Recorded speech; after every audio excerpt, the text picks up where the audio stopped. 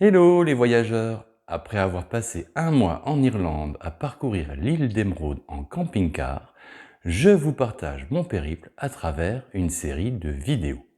Pour ne rien louper de ma balade irlandaise, abonnez-vous à ma chaîne et pensez à activer la petite cloche pour être prévenu de mes futures publications. Alors, prêt pour l'aventure? Générique!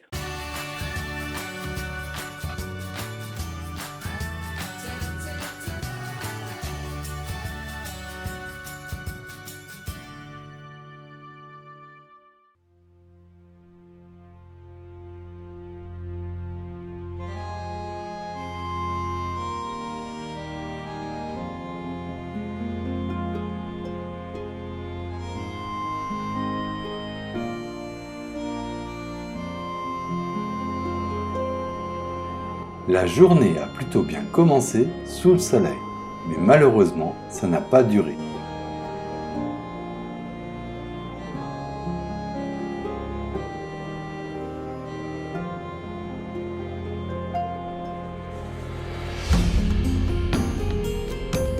Arrêt à Drumskinny Stone Circle, un petit site archéologique datant du Nouvel Âge de pierre, soit 2250 ans avant Jésus-Christ. Une tourbière d'altitude, asséchée en 1962 pour y pratiquer des fouilles, a révélé un cercle de pierre, un cairn et un alignement. Bref, un mini-complexe mégalithique en quelque sorte. On trouve peu d'informations sur ce site, mais l'endroit est plutôt sympa. Donc si vous passez dans le coin, ça vaut le coup de s'y arrêter. La fouille de la tombe circulaire de 4 mètres de diamètre n'a rien révélé de particulier. Aucun ossement, juste quelques fragments de poterie et des silex. Le cercle, constitué à l'origine de 39 pierres, fait à peu près 13 mètres de diamètre. L'alignement de pierres, long d'une quinzaine de mètres, part du centre du cairn.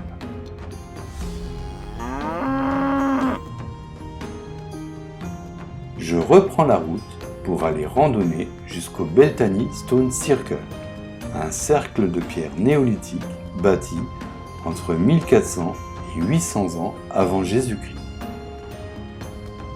Le cercle se compose de pas moins de 64 pierres imposantes, réparties de façon circulaire autour d'un ancien tumulus. Installé au sommet de la Tops Hill, une colline verdoyante, le site est impressionnant et vaut le déplacement. C'est l'un des plus importants cercles de pierre de la région. Une pierre de 2 mètres de haut se dresse au sud du cercle. D'après les chercheurs, ce mégalithe devait posséder une fonction rituelle, mais les hypothèses en la matière sont encore aujourd'hui floues. De nombreux cercles de pierre comme celui-ci ont été construits à la fin de l'âge de bronze. Si on ne sait pas trop à quoi ils servaient, on pense qu'ils étaient probablement associés à des rituels religieux en lien avec le soleil et la lune. Une tête de pierre a été trouvée sur ce site. Elle a été sculptée plus tardivement, probablement à l'âge du fer. Cette découverte prouve que Beltany Stone Circle est resté un lieu d'activité cérémonielle pendant de nombreux siècles après sa première construction.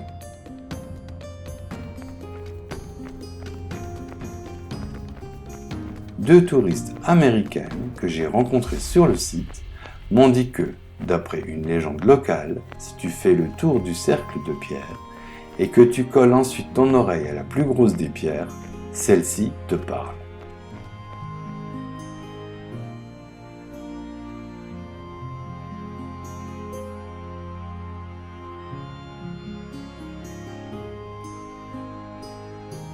À moi, elle n'a rien dit, mais bon, peut-être que l'oreille fonctionne mal. Je reprends la Wild Atlantic Way, une des routes côtières les plus longues du monde.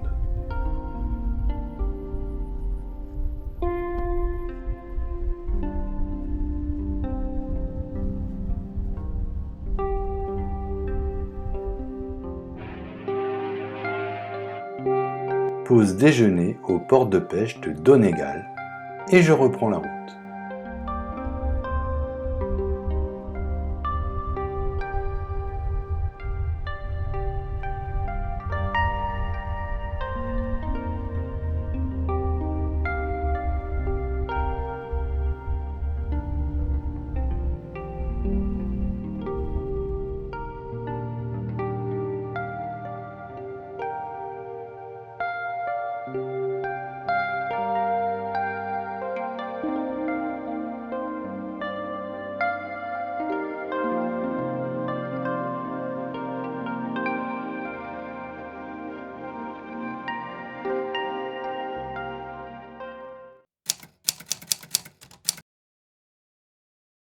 Direction la péninsule de Slieveling pour aller randonner jusqu'aux célèbres falaises, l'attraction la plus connue du comté de Donegal.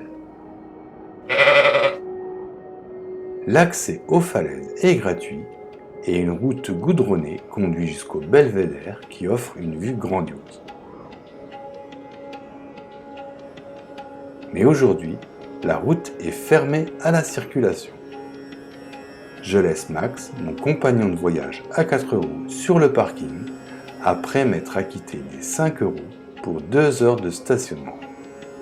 Et je débute la randonnée, malheureusement sous la pluie. Sur le bord de la route, une sculpture étrange en forme d'œuf attire mon attention.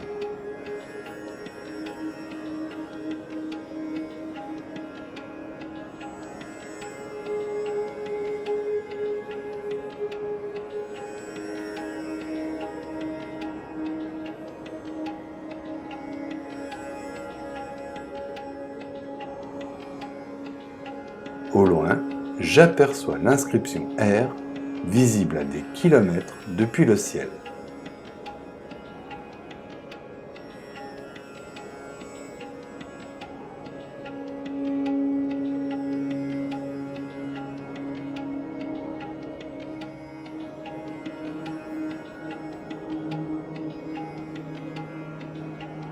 Je monte jusqu'au point de vue le plus haut. Et franchement, le panorama est grandiose.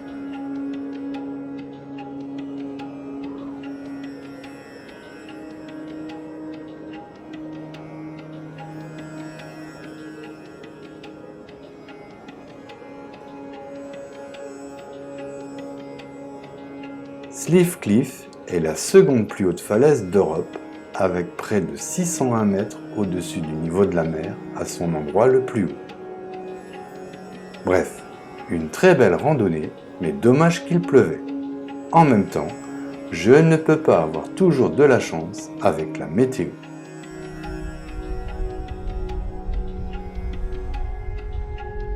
Je reprends la route car il est maintenant grand temps de trouver un lieu sympa pour bivouaquer.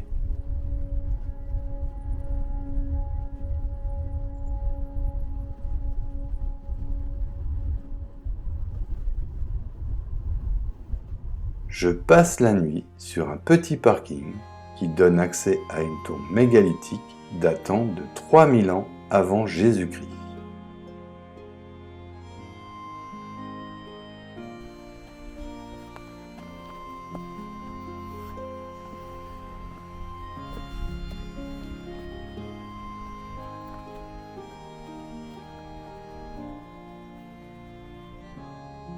Pour l'anecdote, si de telles tombes sont encore visibles de nos jours en Irlande et qu'elles n'ont pas été détruites, c'est qu'elles sont encore aujourd'hui entourées d'une multitude de légendes effrayantes visant à faire peur aux rêveurs d'or et à décourager tout pillard qui tenterait de la fouiller pour y trouver un trésor.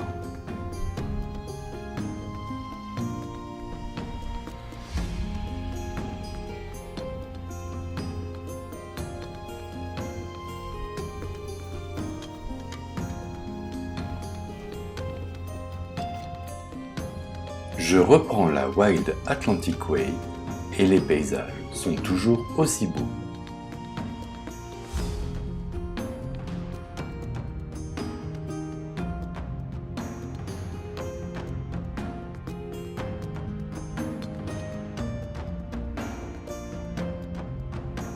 Brusquement, le temps change et la météo devient brumeuse.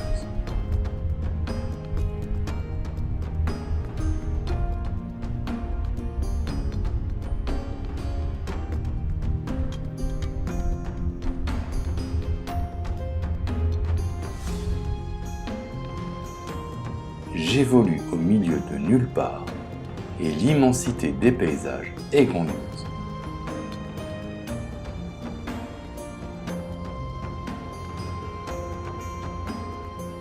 Max, ma machine à voyager, fête ses 100 000 km au compteur aujourd'hui.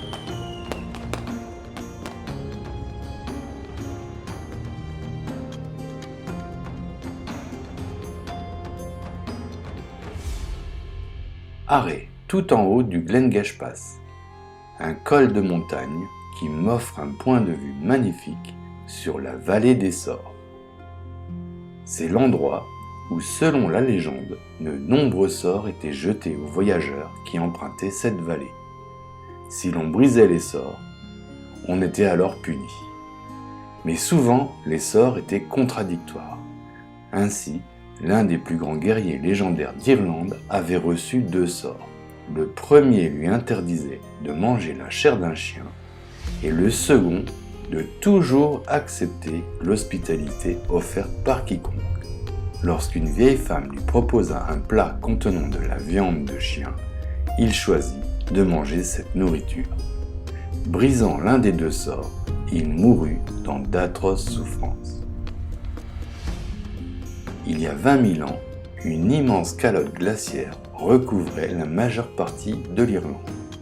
Au fil du temps, un glacier a creusé la vallée et aujourd'hui, la rivière poursuit ce processus séculaire de sculpture du paysage. Je redescends de la montagne pour retrouver la côte et déjeuner au pied d'une cascade.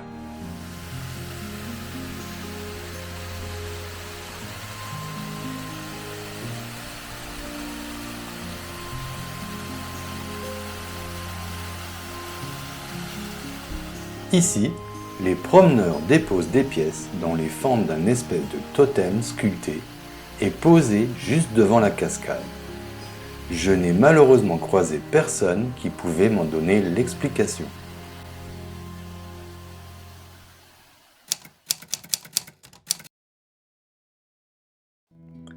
Arrêt à Dunlaway Church, une église du XIXe siècle qui est aujourd'hui en ruine. Perdu au pied du mont Errigal, l'édifice est magnifique et offre une vue imprenable sur les montagnes, sur la vallée et ses lacs.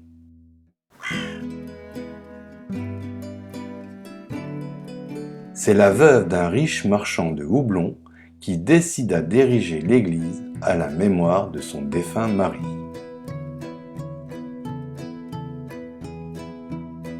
Comme le Taj Mahal, le bâtiment a été construit avec du marbre blanc et du quartzite bleu extrait localement. Avec l'émigration et le déclin du domaine de Dunlaway, l'église a été abandonnée. Aujourd'hui, les ruines possèdent un charme et une authenticité exceptionnelle.